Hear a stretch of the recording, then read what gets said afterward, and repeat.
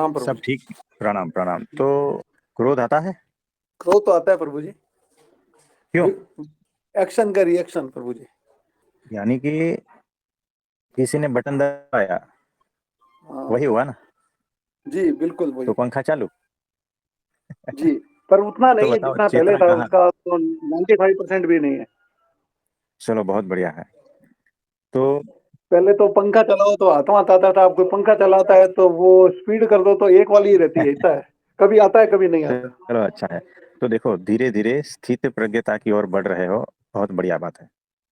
कि अब जो है आता है, कभी आता है, ठीक है। क्योंकि एक बार जान लिया ना कि इसमें क्रोध करने जैसा कुछ नहीं है। क्रोध करके पाओगे क्या, है ना? तो ये बात है।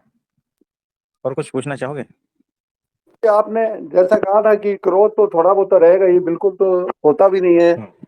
लेकिन पहले से तो एक्शन का रिएक्शन तो बहुत कम हो गया है, लेकिन कभी कभी हो जाता है। कोई ज्यादा इरिटेट करता है तो फिर आफ्टर ऑल बोलना पड़ जाता है, समझ लो। पहले तो मैं अवॉइड ही करता हूँ, नहीं बोलूं नहीं बोलूं नहीं बोलूं। जो बोलता हाँ है बोलने तो सुनता रहूं। हाँ। आपने कहा ना सिर्फ सुनना है, जवाब देना ही नहीं है, तो मैं उस हिसाब से ही चलता हूँ। लेकिन कई बार हो जाता है।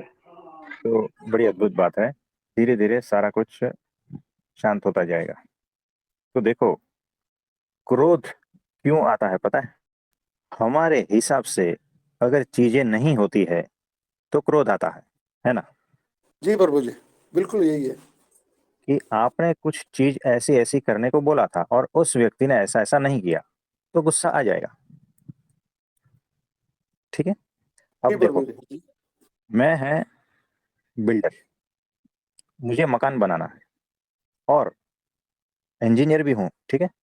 और मुझे चीजें परफेक्ट चाहिए। अब इंजीनियरिंग है, मकान बनाना है, या ब्रिज बनाना है, या कुछ भी बनाना है, ठीक है। मुझे चीजें एकदम परफेक्ट चाहिए।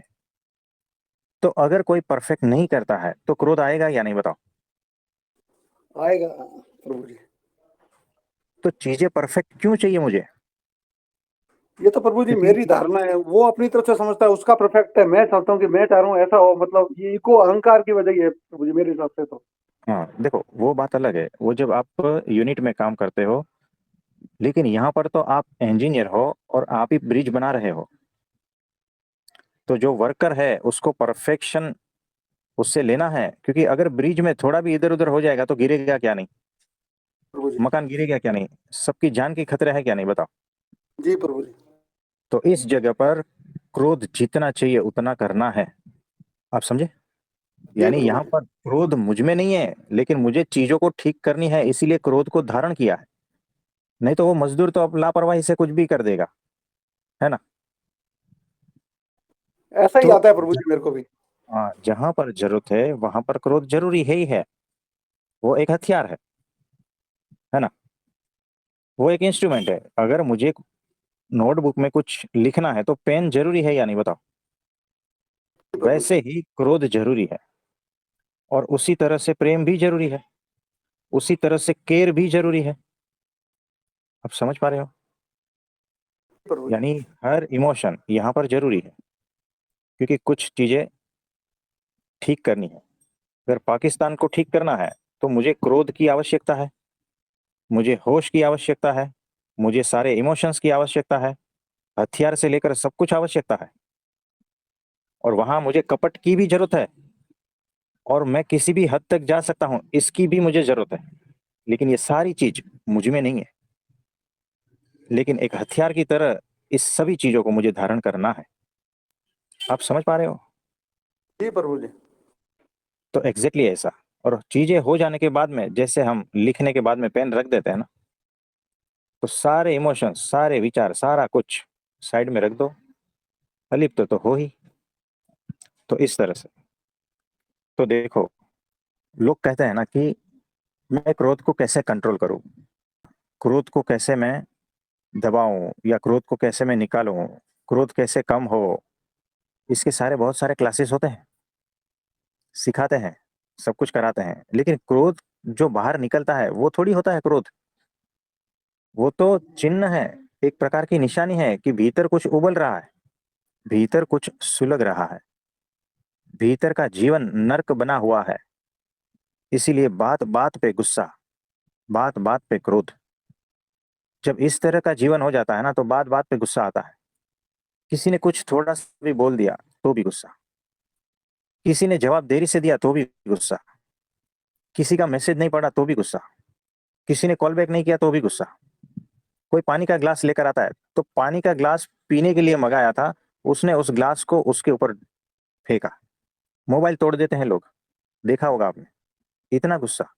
भीतर गुस्से वाला नरक वाला जीवन मौजूद है। गटर जैसा जीवन उबल रहा है भीतर, है ना। उसका निशानी है ये क्रोध। ये नहीं समझ पा रहे हैं, इतने बेहोश है। थोड़ा भी कुछ बोल दो, गुस्सा है। प्रेम से भी बोल देंगे ना तो भी गुस्सा आता है। मैंने देखे हैं। टीवी तोड़ देते हैं, मैंने देखा है। खाना खाते खाते थाली फेंक देते हैं, मैं देखा है। इतना गुस्सा। अरे थोड़ी सी रोटी जल गई, उसमें इतना गुस्सा। किसी का खून कर देते हैं 2 शब्दों में। आपने देखा होगा, रोड पे कार पे स्क्रैच पड़ता है और सामने वाले को हॉस्पिटल पहुंचा देते हैं। तो स्क्रैच का बदला क्या होता है? वो भीतर पड़ा है ना, नरक जैसा जीवन जी रहा है ना। वो कोई भी बहाना मांगता है, और उस बहाने मिलने की देर है, वो टूट पड़ेगा, भीतर से फूट पड़ेगा। आग ही आग निकलेगी। भीतर आग भरी पड़ी है। भीतर नरक जैसा जीवन करके रखा है खुद ने। खुद ने करके रखा है।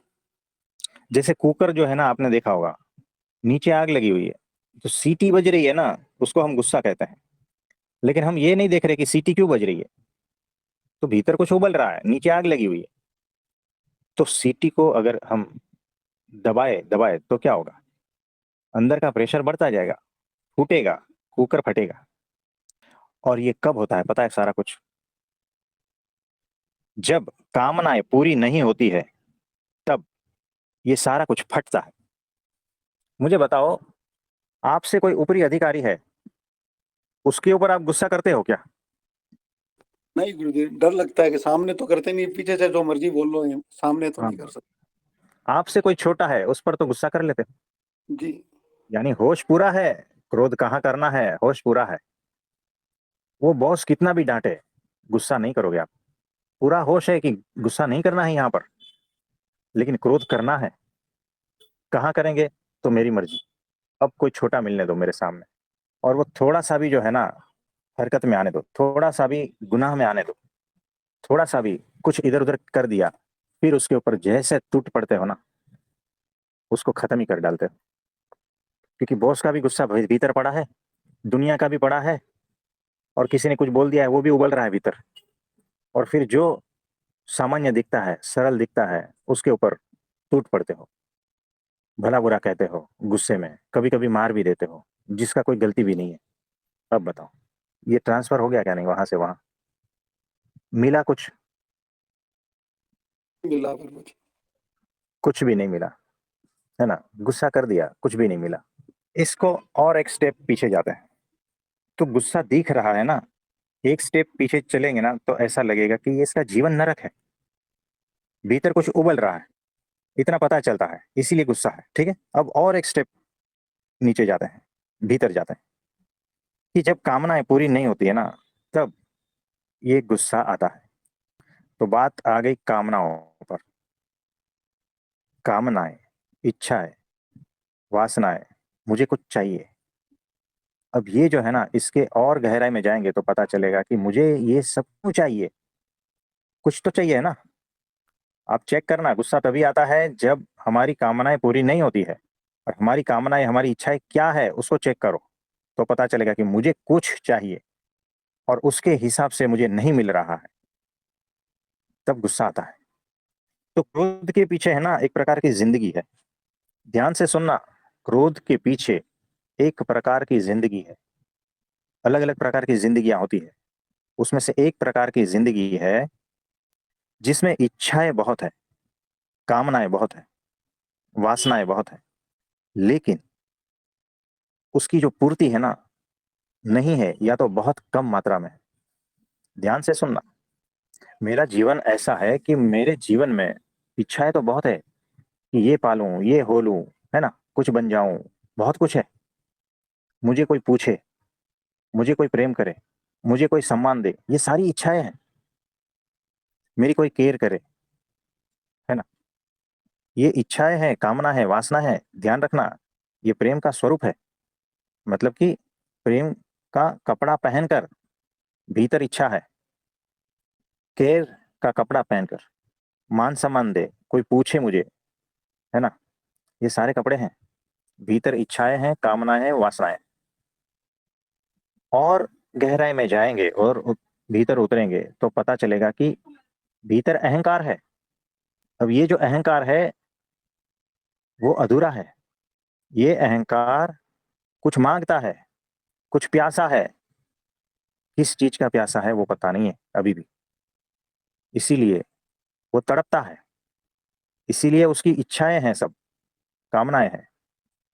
इसीलिए वो मांगता है, इच्छा पूर्ति नहीं हो रही है, जीवन पर्यंत नहीं हो पा रही है,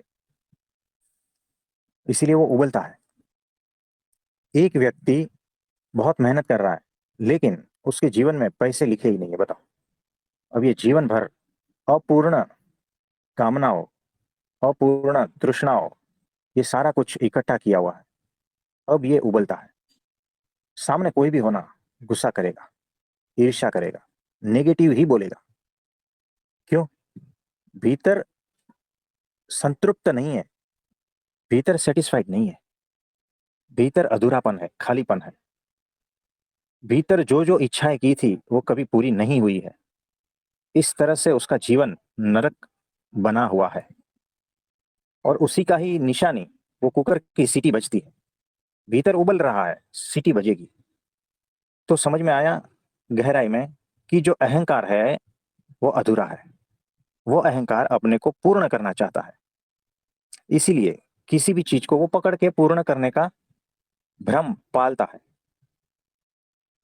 भीतर अहंकार अपूर्ण है, उसे पता नहीं है, ध्यान से सुनना, उसे बिल्कुल पता नहीं है मुझे क्या चाहिए। लेकिन वो मांगता है, प्यासा है, लेकिन किसकी प्यास है उसे पता नहीं है। इच्छाएं हैं, कौन सी इच्छा है पता नहीं है। देखो, कंडीशन तो देखो। आप किसी होटल में जाते हो और उधर जाके मेनू से कभी कुछ मंगाते हो, कभी कुछ मंगाते हो। वेटर बोलता है, आप होश में तो हो? क्या चाहिए आपको? बोलता है, मुझे, मैं भूखा हूं बस, लेकिन क्या चाहिए मुझे पता नहीं है। तो होश वाला जो है वो होटल में जाके ऑर्डर तो करता है, लेकिन बेहोश जो है ना, वो कहाँ जाता है? वो कबाड़ खाने में जाता है। कबाड़ी पूछता है क्या चाहिए? नहीं, मैं भूखा हूं।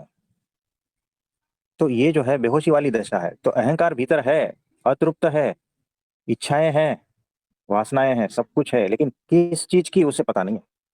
तो इसीलिए क्या करता है, वो कबाड़ खाने में जाता है, मॉल में चला जाता है, कुछ चीजें उठा के लेके आता है। लेकिन भीतर जो अहंकार है उसकी इच्छाएं पूर्ण नहीं होती, उसको मिलता नहीं है कुछ, वो सेटिस्फाई, उसे लगता है कि मैं थोड़ा तृप्त हो जाऊं, लेकिन नहीं होता है। टीवी उठा के लाता है, टीवी से भी वो तृप्त नहीं होता है। लैपटॉप लेके आता है, उससे भी तृप्त नहीं होता है। लाख रुपए का मोबाइल से तृप्त नहीं होता है। 1.5 लाख का मोबाइल लेकर भी तृप्त नहीं होता है। 2-5 लाख का मोबाइल लेगा तो भी तृप्त नहीं होता है। 3 लाख की गाड़ी लेके, बाइक, 6 लाख की बाइक लगा, नहीं, पूरी तृप्ति नहीं होती है भीतर से। उसे पता ही नहीं है क्या चाहिए मुझे। और ये जो आदमी भीतर से जो अधूरा है, जो उबल रहा है, क्योंकि उसकी कोई भी इच्छाएं पूर्ण नहीं हो रही है और उसे खुद पता नहीं है कि उसकी इच्छा क्या है। अब इससे बड़ा क्या कहते हैं, इसके ऊपर तरस आता है कि अहंकार है, अतृप्त है, उसे कुछ चाहिए, लेकिन क्या चाहिए पता नहीं है। इसीलिए वो हर एक चीज से चिपकता है, हर एक व्यक्ति से चिपकता है। जो उसके सामने आता है ना, उससे वो भीख मांगता है, मुझे प्रेम कर दो, मेरी केयर कर दो। जो भी आता है उससे, उसे पता नहीं है, उसको कुछ चाहिए, लेकिन क्या चाहिए पता नहीं है। और जीवन भर इसी तरह से संबंधों में फंसा रहता है, सगे संबंधियों में फंसा रहता है, घटनाओं में। नहीं मिलता है तो पैसे में, प्रतिष्ठा में, पद में, कभी ज्ञान में घुस जाता है, कभी अध्यात्म में घुस जाता है। सब जगह से उसे कुछ ना कुछ चाहिए, लेकिन उसे पता नहीं है क्या चाहिए। इसी तरह से वो भटकता रहता है। और भीतर की वासनाएं तृप्त नहीं होती, भीतर की कामनाएं, है ना, कभी तृप्त नहीं होती। इसीलिए भीतर भीतर उसका जीवन नरक बना हुआ है। और हर वक्त गुस्सा गुस्सा गुस्सा, हर वक्त छोटी छोटी बातों में गुस्सा, घर का जो माहौल पूरा नर्क जैसा बना हुआ